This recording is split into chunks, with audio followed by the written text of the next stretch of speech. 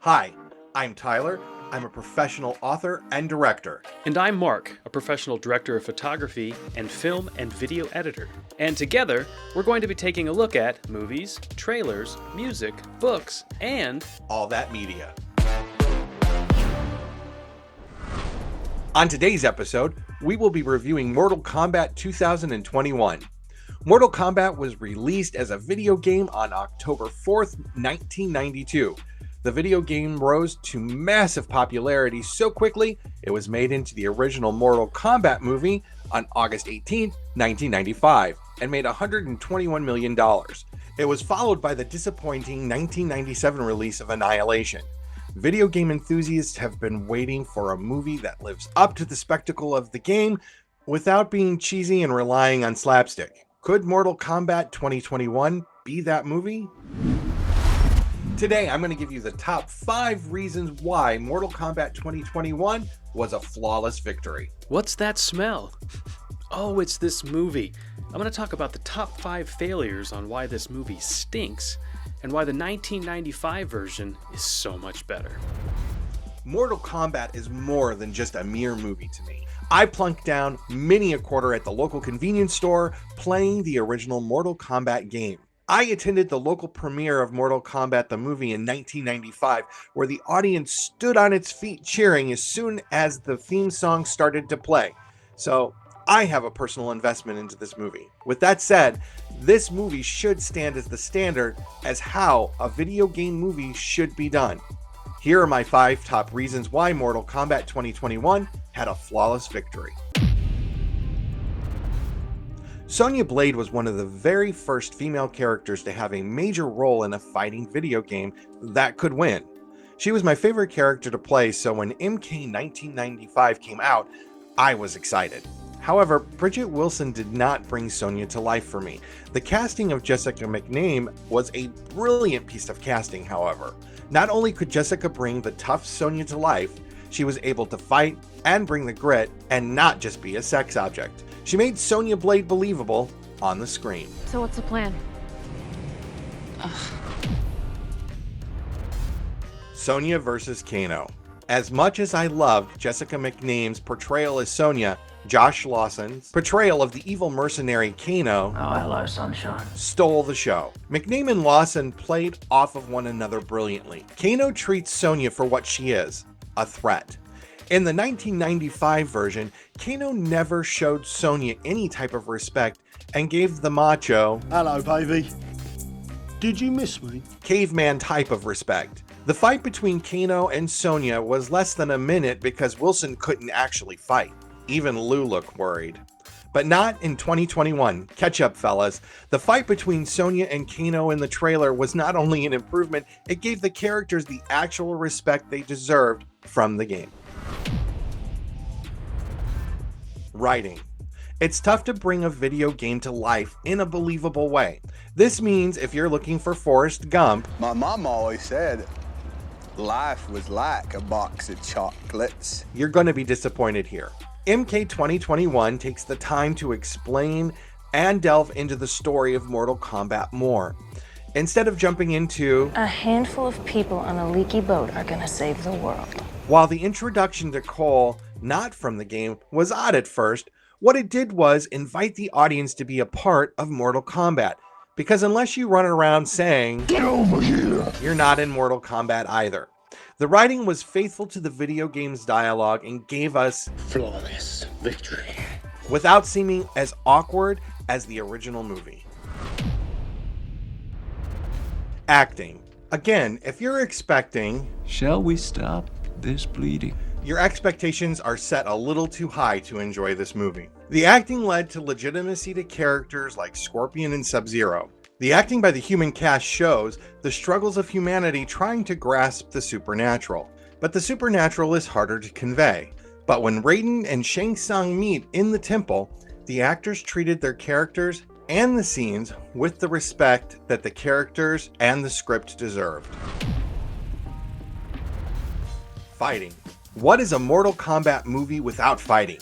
Not only does the fighting feel real, unlike the 1995 version, it doesn't feel as choreographed. Every fight scene is rooted in the video game character, their style, and backstory. The use of their powers and where they come from are loyal to the video game and used properly. The opening of the movie with Scorpion and Sub-Zero are particularly well done as it relates to the very end and final fight between Sub-Zero and Scorpion. Sonya can actually fight in this movie, and even Mom gets in her blows, proving this is truly Mortal Kombat. Don't forget to slap that like button, and if you want to know when we release new content, hit subscribe. Do you have a film, video, book, or song you'd like us to promote? Send us a link to your YouTube video to allthatmediashow@gmail.com. Your project could be featured here, like this.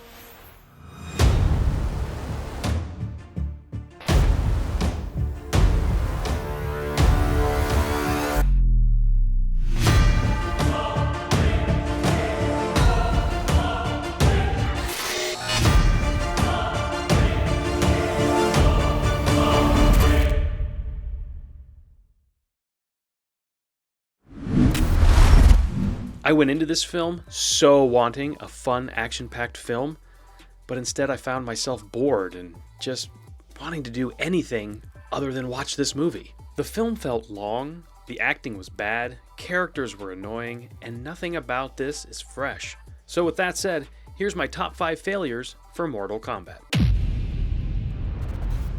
Poor writing, bad acting.